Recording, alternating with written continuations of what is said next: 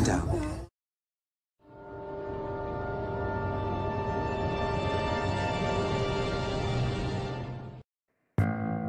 Halo Sobat YouTube, dimanapun kalian berada, semoga sehat selalu dan kembali lagi bersama gua Pau. Di video kali ini kita akan mengikuti alur cerita TV drama series The Terror yang season pertamanya rilis tahun 2018. Memiliki 10 episode di mana diadopsi dari kisah nyata menceritakan tentang penjelajahan angkatan laut kerajaan Inggris menggunakan 2 kapal berteknologi tinggi pada zamannya untuk menemukan jalur navigasi baru yang belum dipetakan menuju Pulau Asia melewati jalur Kutub Utara. Penjelajahan itu dipimpin oleh Kapten Sir John Franklin sekaligus menjadi kapten kapal Erebus dan wakilnya Sir Francis Corizon yang menjadi kapten kapal Terror. Penjelajahan itu berakhir dengan tewasnya semua awak kapal dan para pemimpinnya dikarenakan penyakit akibat makanan yang mereka konsumsi selama bertahun-tahun.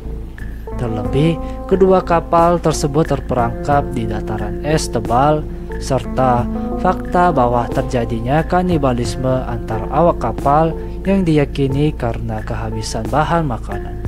Sebelum lanjut ke ceritanya, gue akan memperkenalkan beberapa tokoh penting yang akan menemani kita di episode-episode berikutnya. 1. Kapten John sebagai kapten penjelajahan ini sekaligus kapten di kapal Erebus. 2. Kapten Francis sebagai wakil Kapten John sekaligus menjadi kapten di kapal Terror. 3. Komandan James sebagai tangan kanan Kapten John. 4. Thomas sebagai tangan kanan Kapten Francis sekaligus temannya. 5. Dr. Goodsir sebagai asisten ahli bedah. 6. Cornelius Heike sebagai awak kapal sekaligus menjadi pemberontak. 7. Lady Silent sebagai wanita dari suku Eskimo. Oke sobat, tanpa berlama-lama, mari kita mulai isi ceritanya.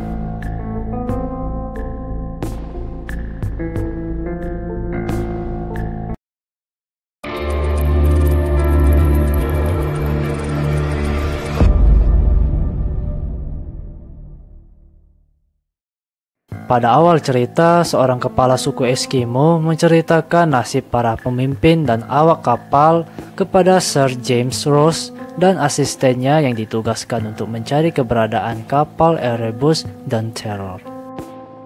There's Toonbok behind them. Toonbok. Someone was pursuing them. An Eskimo?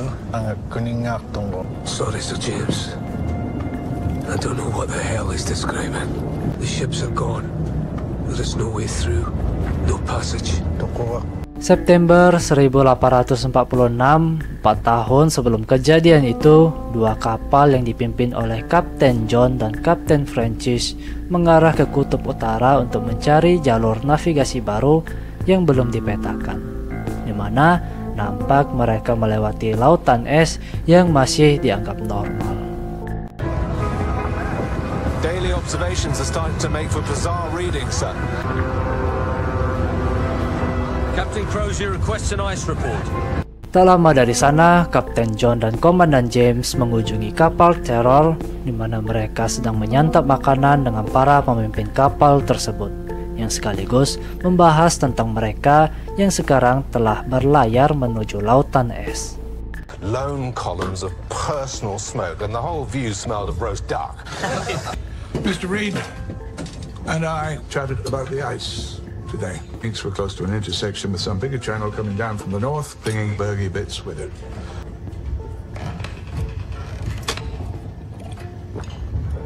Di sisi lain, hal buruk pun terjadi ketika beberapa awak kapal Terror sedang menyantap makanan sambil berbincang. Seorang pria bernama David Young tiba-tiba batuk hingga mengeluarkan darah yang cukup banyak dari mulutnya.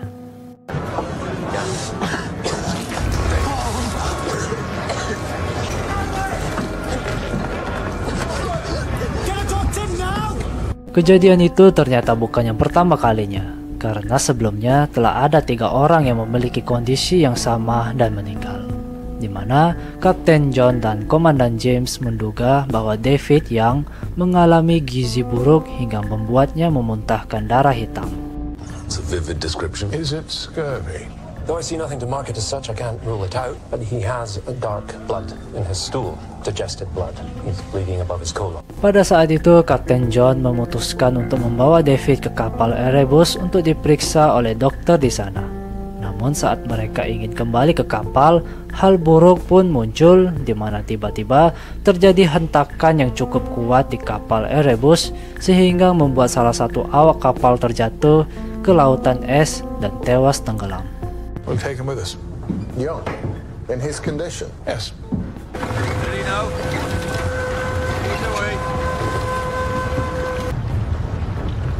Ready to let go the boat!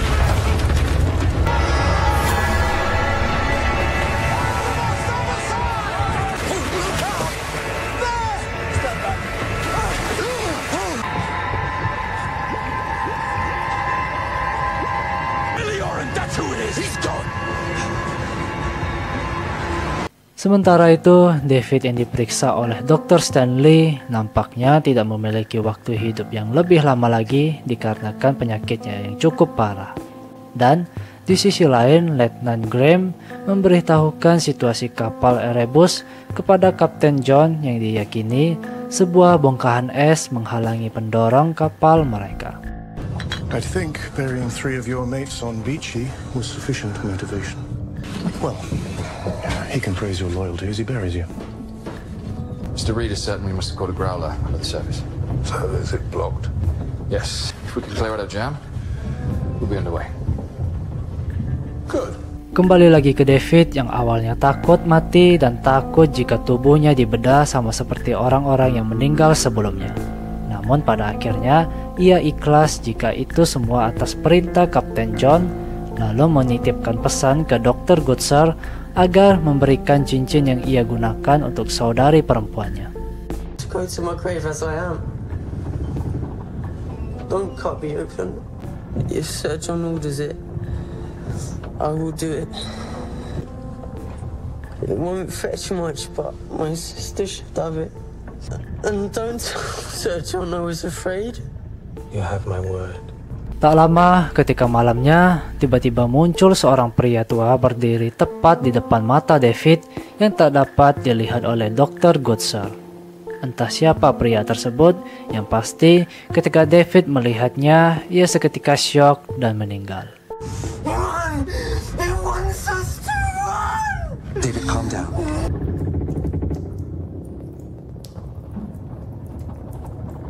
Keesokan paginya, Mr. Colin, perwira tingkat 2, ditugaskan untuk turun ke dasar laut dengan tujuan menyingkirkan bongkahan es yang berkemungkinan menghalangi mesin pendorong kapal Erebus.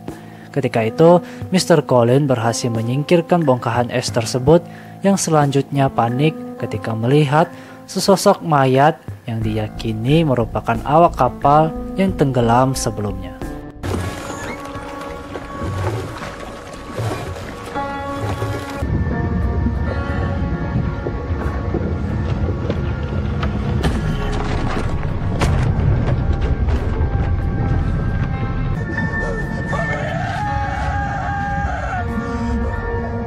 Di waktu yang bersamaan, pembedahan David yang dilakukan oleh Dr. Goodsir dan Dr. Stanley dimulai, di mana ketika mereka melihat kondisi empedu David, tidak ada tanda-tanda terindikasi kekurangan gizi.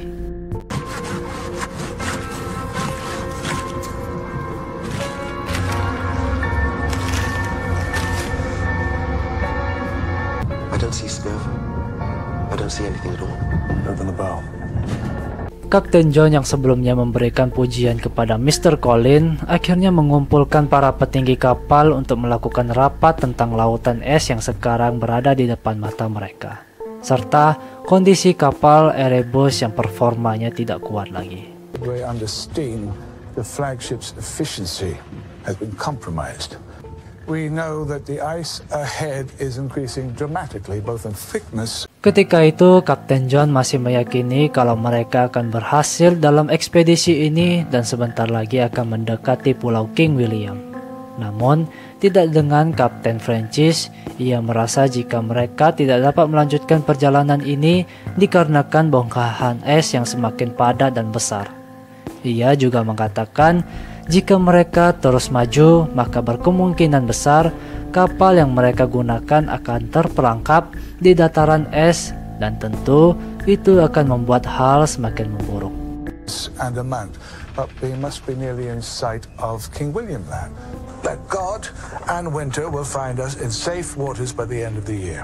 Our situation is more dire than you may understand. Dramatic opening shot. Our best and probably only chance.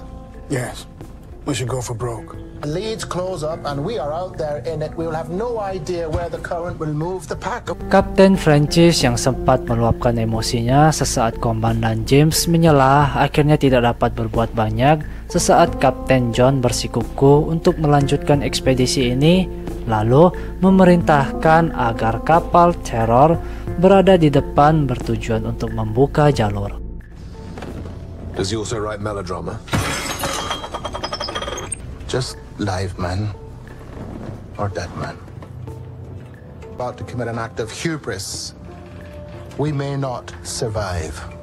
Terror in lead position. She may not be the better icebreaker, but she's the more powerful ship now. David yang telah meninggal akhirnya dikubur di sebuah pulau di mana pada saat beberapa orang menurunkan petinya ke liang lahat, tiba-tiba peti itu terjatuh sehingga membuat penutupnya lepas, yang pada akhirnya membuat Heike memutuskan untuk turun dan memperbaikinya. Are we just gonna leave it like that? Unless you want to climb in there and fix it. Yes, we are. Mr. Hickey.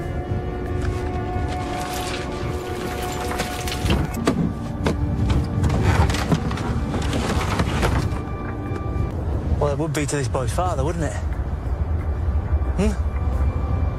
Penghormatan untuk kematian David pun dilakukan Kapten John dan para awak kapalnya. Namun yang menarik, sesaat Kapten John masih berpidato, nampak dengan jelas kalau Dr. Goodsir lupa mengambil cincin yang telah dititipkan David kepadanya. David Young is at the gates.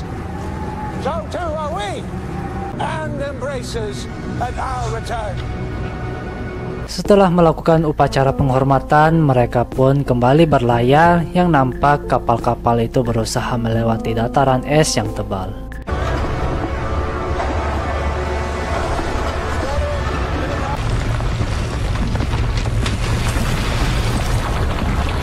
Enam hari kemudian, mereka masih terus berlayar dan kali ini berusaha melewati dataran es yang bisa dibilang cukup tebal, sehingga diperlukan bahan peledak untuk membuat jalur. Namun, hal itu nampaknya tidak membuat Kapten John khawatir. Ia masih berkeyakinan bahwa Tuhannya akan berada di pihak mereka.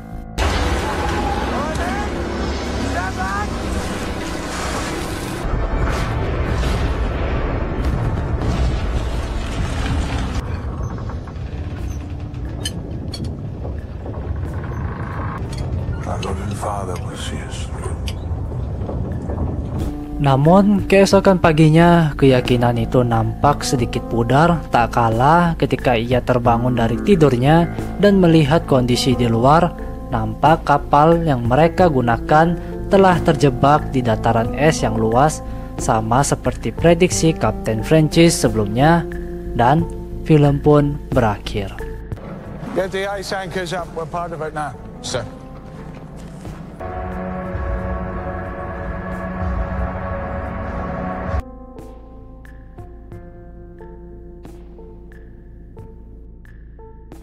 Oke sobat, pada episode pertama ini ada beberapa hal penting yang perlu kita ketahui. Satu, tentang penyakit yang akan dialami para awak dan pemimpin kapal sudah mulai terlihat, di mana total sudah terdapat 4 orang yang meninggal akibat penyakit yang belum diketahui. Namun mereka meyakini kalau itu adalah karena gizi buruk. 2. Prediksi Kapten Francis tentang mereka yang akan terjebak di dataran es jika terus berlayar benar-benar terjadi, dan kira-kira apa yang akan mereka lakukan selanjutnya. Ketiga, ini yang mungkin menjadi pertanyaan bagi kita, siapa pria tua yang dilihat David sesaat detik-detik kematiannya? Entahlah, tunggu saja di episode berikutnya. Oke sobat, sampai di sini dulu videonya. Jangan lupa klik tombol like, komen, dan subscribe. See you again.